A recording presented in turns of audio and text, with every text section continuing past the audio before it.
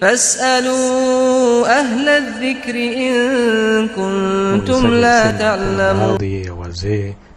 huwafunga watoto wao mvuje kwa kitambaa cheusi mkononi kwa madai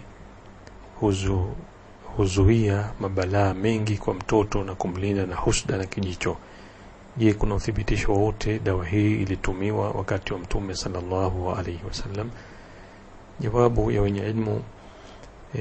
mvuje kama anavyosema kufungwa nao mtoto au kitu kingine chochote ambacho hakina uhusiano kabisa wa kuwepo faida ya kutibu maradhi katika mwili wa mtoto, bali lengo ni kutaka kumlinda mtoto kwa ujumla na kuondoa husda, hivi vyote havifai. Hivi ni katika tamima, na tamima ni kitu ambacho anafungwa nacho mtoto kwa madai ya kumondolea husda na jicho baya na kumlinda na maafa, kitu ambacho si dawa kabisa ya maradhi maalum, kwa mfano ambacho kimejaribiwa kuyatibu. Kwa mfano vilikuwepo vito maalum anafungwa navyo mtoto kichwani katika zama za ujahili, ndio wakiitakidi kwamba vinamondolea na kumlinda husda na jicho baya, na hiyo Mtume sallallahu alaihi wasallam kaiharamisha na akasema, man allaqa tamimatan faqad ashraka, atakayefunga tamima basi amefanya shirki, kwa sababu atakuwa anaitakidi kwamba kitu kile kina uwezo wa kumlinda mtu na maafa na husda na mambo kama hayo, wakati kile ni kitu kisichokuwa na uhai, kisichokuwa na uwezo wowote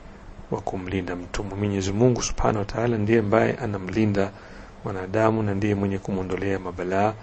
na kwa hiyo binadamu anatakiwa amuombe Mwenyezi Mungu Subhanahu wa Ta'ala,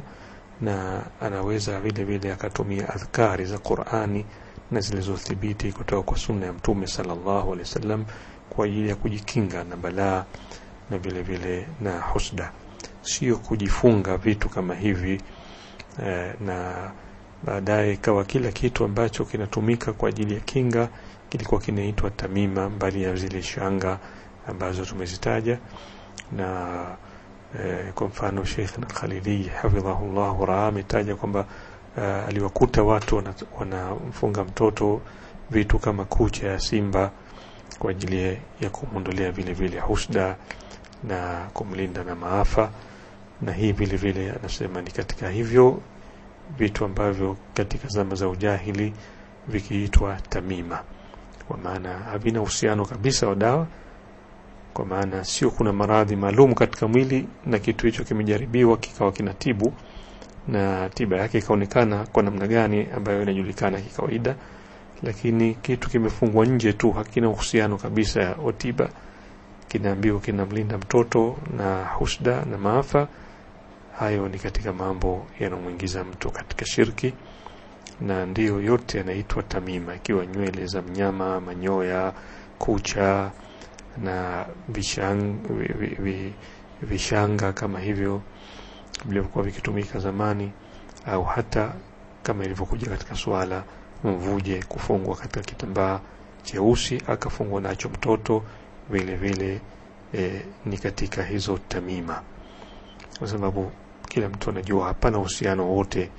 isipokuwa kuitakidi kwamba hicho kinamondolea mtu husda na kinamlinda na maafa, na kwa kweli hiyo ni shirki, kwa sababu hayo hana uwezo nayo isipokuwa Mwenyezi Mungu Subhanahu wa Ta'ala, na mwenye kufunga tamima amemshirikisha Mwenyezi Mungu. Wallahu a'lam.